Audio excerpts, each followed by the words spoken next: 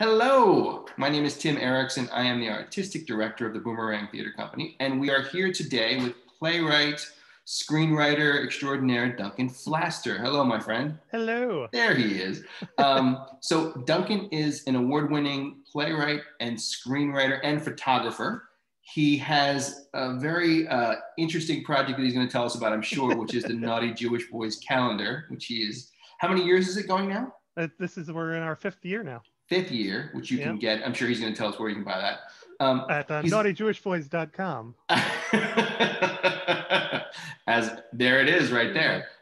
He also has a movie running on Amazon Prime right now called Strapped for Danger, which you wrote and directed? No, I wrote. It was directed by Richard Griffin, who is a great indie filmmaker in Rhode Island. Fantastic. So anybody can go and check that out on Amazon Prime if you have that. It's called Strapped for Danger. Yeah. All right. So we're recording today on, God, what day is it? Tuesday, November 24th. And a lot has happened this year. How are you holding up through all this crazy time we're going through? I'm doing okay. I still have my job, thank goodness. I work in building management, so I am an essential worker. So my company has continued to do what we do, and for a while when we started, everybody was working from home, and they were Ubering me in once a week to like collect checks and things. I was the only one in the office like once a week, just to, because we deal with a lot of paper in my particular department. Mm-hmm. And so we have to like make sure applications are coming in, are getting processed, or all are happening. Yeah. So that was weird. And then they put us on a schedule where we were alternating weeks in and out of the office and working from home. And then now I'm working from home Monday through Thursday, or working in the office Monday through Thursday, and everybody is working from home on Fridays. And so is your office in Midtown? No, it's all the way downtown now. Oh, wow. I'm going from Inwood, where I live, all the way down to the financial district. Wow, that's a long time on a train. Yeah, it's about an hour. Yeah. Yeah. I get my podcasts in. I bet you do. I was going to say that's the thing that I probably miss the most is podcasts and reading books or plays, because I don't have that time now when on the subway where I had nothing else to do. Yeah, I've started to write a little on the subway too. Oh yeah? Which was never a thing that I did before. I'm usually a person who types in front of the computer, but just sometimes just getting out a Moleskine notebook and writing in it. Just when you have an hour on the subway, I finished a piece of work just recently because I was like, well, I have an hour. Let's just and then get home and type it up. Do you generally like to write longhand? I find it frees me up in a lot of ways that typing doesn't, but I like them both. I like the analytical way of typing and making sure everything is correct on the computer, like backspacing and but when you write, there's less. You just scratch something out and you move on, and just longhand sometimes is easier. And then you eventually have to type it up anyway, and a lot of editing and gets done that way. Apparently Obama said recently that he likes to write things longhand, which I was like, the man's written numbers of books and things, and I was like, oh my God, there must be just reams of paper in his house manila legal pads where he's just cranking things out. Yeah. And a lot of people say that when you're writing, if you're a righty, then it like stimulates the creative left part of your brain or something like that, so you're more likely to be more creative when you're writing longhand. So who knows? And so how about during this time, this almost year without theater and a year without seeing people, how has it been for you creatively? Did you have things lined up that didn't happen? And yes, there's one thing still potentially lined up for some point in the future. My play YOLO is Problematic got chosen to be in the 14th Street Reps upcoming season, where they like help writers produce it, and that was supposed to happen next month. or like Okay. January, February next year rather. Yeah. And they've said, hey, whenever we're doing theater again, sure, that's going to happen, but who knows? But it was the piece I was really happy with and proud of, and it's kind of disappointing that people aren't getting to go see it. Well, like you say, though, I'm sure it's gonna, it's just a matter of time before it gets in front of people. It'll get rescheduled or what Yes. have you. What about Yeah. your creative life? Like, go ahead. Sorry.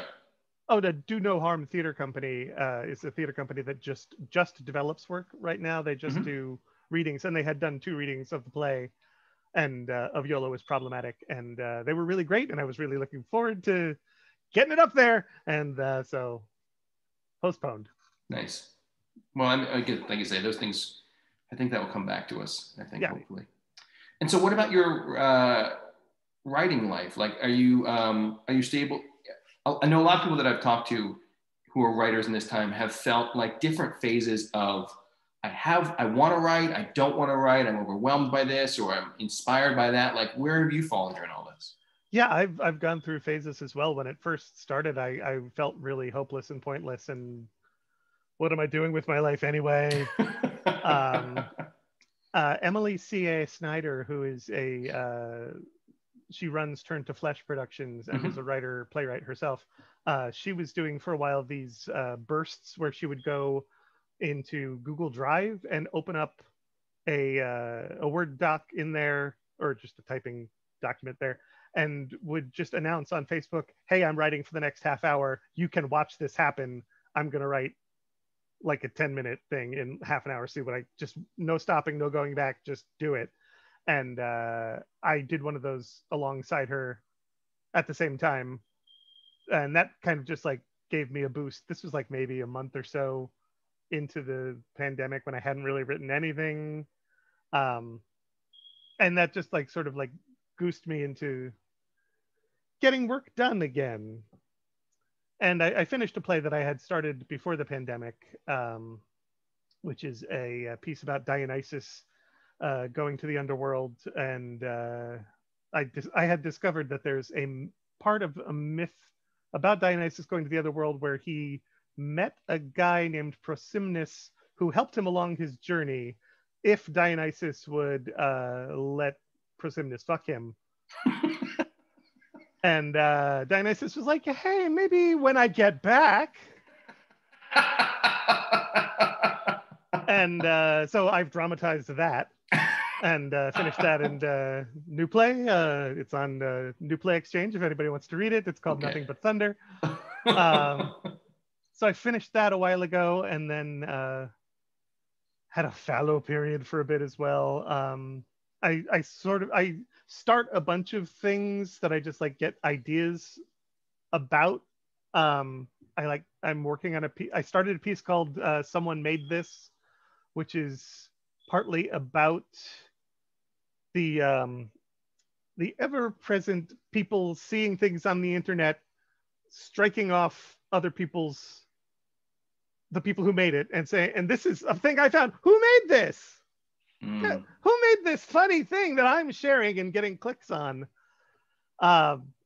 So that's in a very nascent state. And a couple of other pieces that are just sort of like an idea at this point that I've written maybe 5 pages of, just to sort of stick my toe in. I find that I do that. I will start a whole bunch of things, and then some things make it and some things don't. And sometimes I'll go back to the smaller things, and then I'm super curious about that. I mean, I'm very jealous of that sort of free-flowing shotgun approach of like a lot of different things sort of bubbling up, and then putting them all down, and then having. Do you have like 25 Word docs open or 25 Final Draft docs open at one point, or like? How do you manage it? I save them with the date. Uh-huh. I save my plays each time I change something. I resave with the date, and so I just have scattered things that I'll go back and like clean up at some point and say, "Oh, I never did anything with this. Let's see if there's anything still here." Yeah. And sometimes I will completely have forgotten what I wrote, and sometimes it's great, and sometimes it's not. And who knows? And sometimes I'll find like a germ of something that can be made into a bigger piece. You're pretty prolific in terms of the amount of full-length plays and 10-minute plays, Um, do you feel like you're constantly writing? I try to. I mean, I made a decision a while ago to be a playwright rather than primarily as an actor, which is what I was doing most of my life. I started writing plays in like the 90s, and it wasn't till like maybe 10 years ago that I was like, I'm going to be a playwright. And sometimes I still act if somebody will ask me. I've done the 1 Minute Play Festival a couple of times with Jesse Rossborough directing. And his Chekhov pieces he's been working on. I've done a couple of those. But in general, I try really hard to concentrate on the writing, because that's what I do now. And so with that in mind, what's your process like for writing? Are you an everyday writer, or do you write when you have time, or how do you manage things like that? I write when I have time. A lot of it's done on my lunch break at work, because I feel like I've had my coffee. I'm ready to. I'm awake, and I usually bring lunch to work and then just like type out whatever I can in the hour I have for lunch.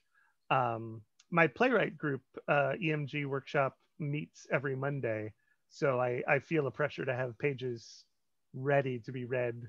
I don't always, but we try to.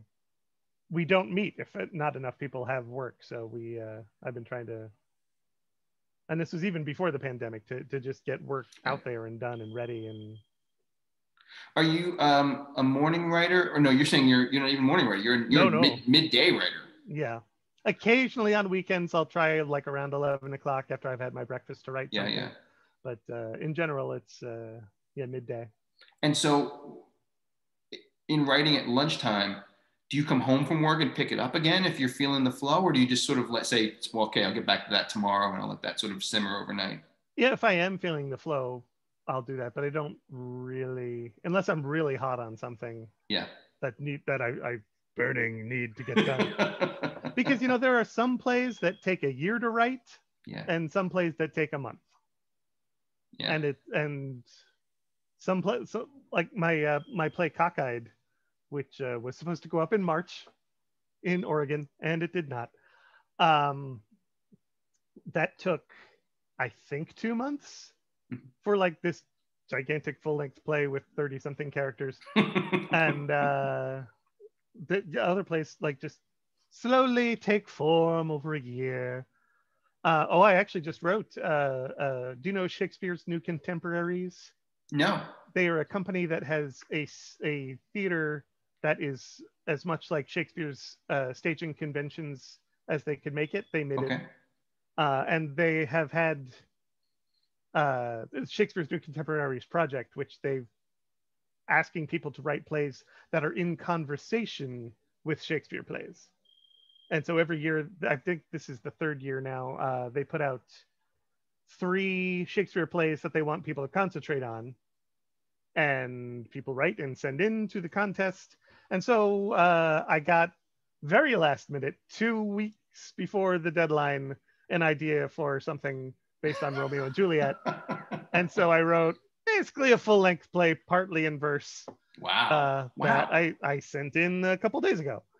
That's amazing.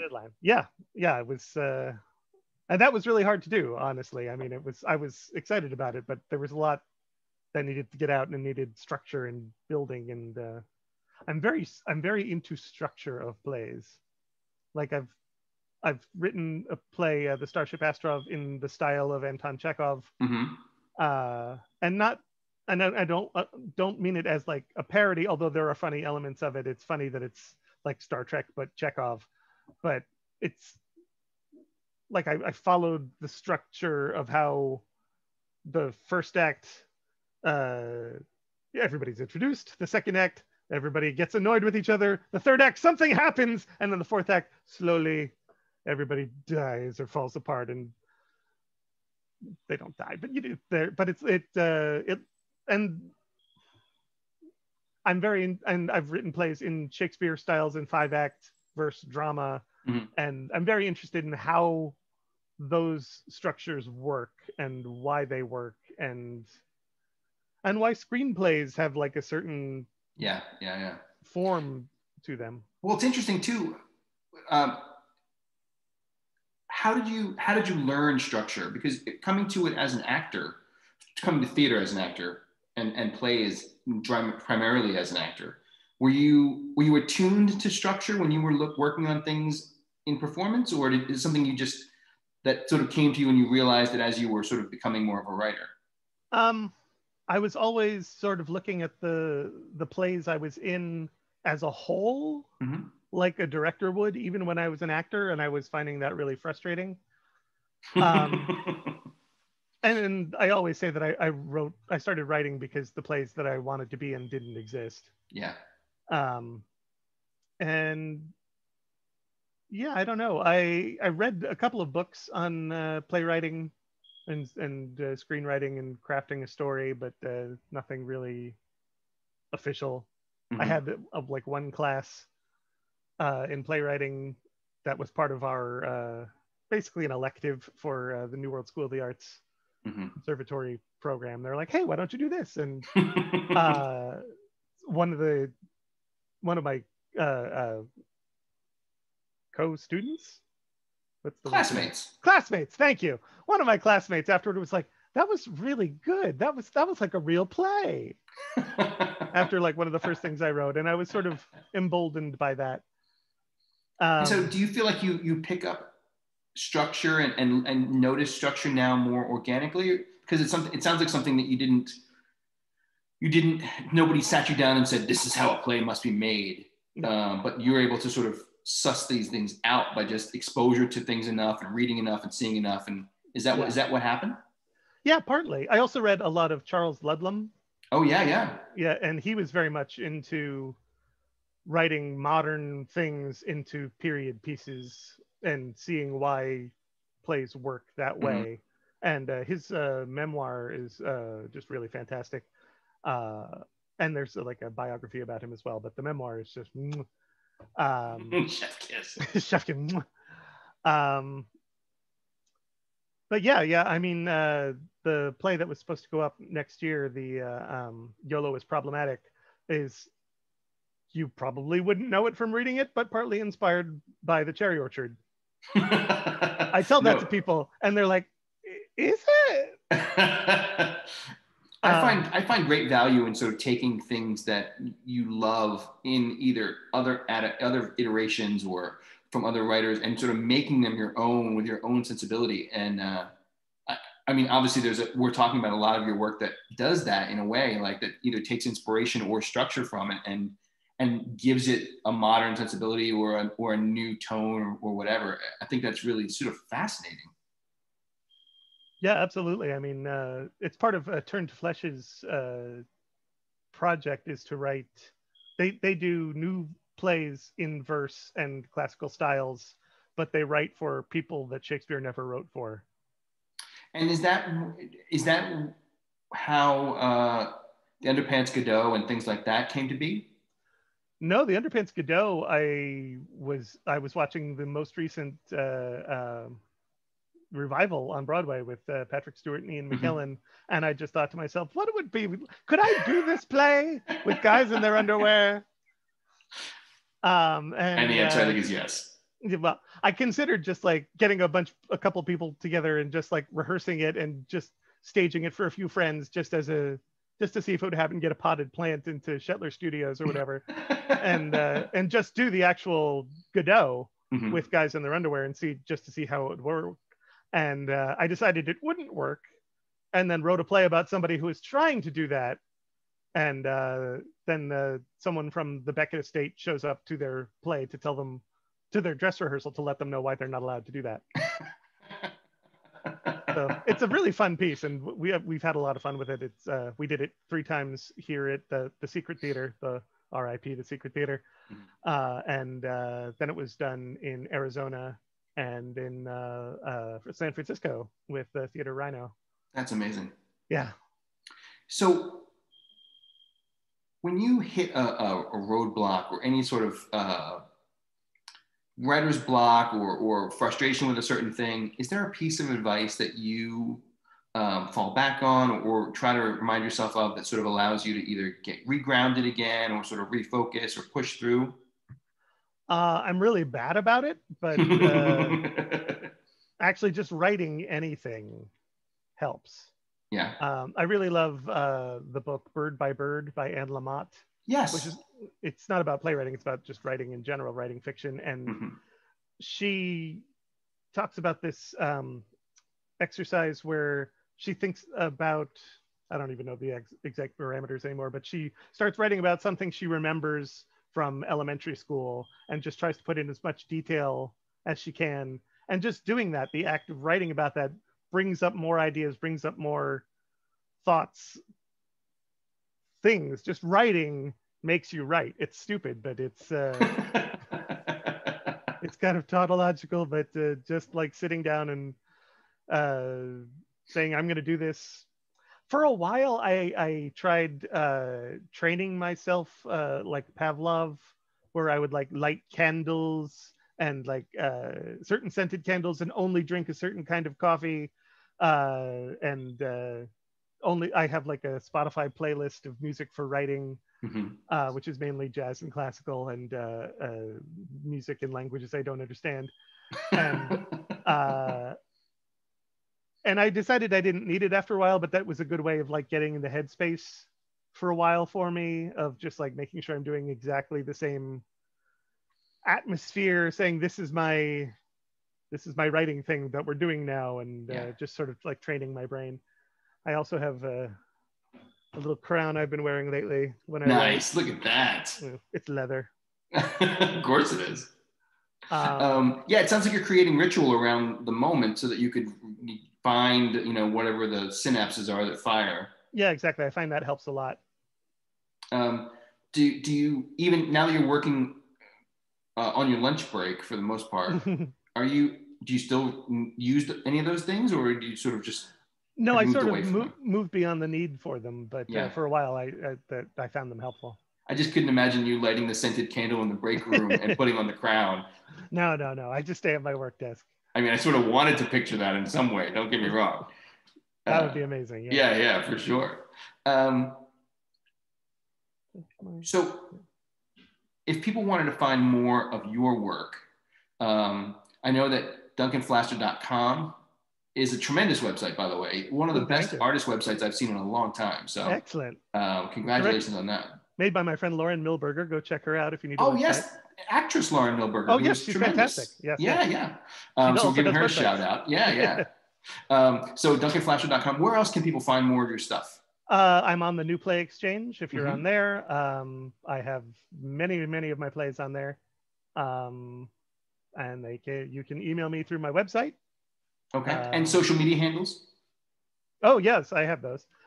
Oh, do you? Yes, I do. Tell the public. You can. I don't know. I'm a King _ Duncan 42 on Twitter, I think. There you go. And I think I'm just Duncan Pflaster on Facebook. I have both a playwright page and a personal page. Yeah. I'm on Instagram. I am the only Duncan Pflaster in the world. So if you Google me, you will most likely find me. It is nice to know that you are, besides being the one and only, you are the one and only, right? There's no other, in the world. My brother Donald. I think there is one other Donald Pflaster out there. Oh, damn. Perhaps in Australia, but I believe I'm the only Duncan Pflaster in the world. Yeah, it's a quality name. I mean, I can understand why there's only one of them. Yes. All right, my friend. Well, thank you so much for sitting down, and it's been great, and we'll see you soon, I think. Hopefully, knock on wood. Yeah. All right, buddy. Take care. Bye.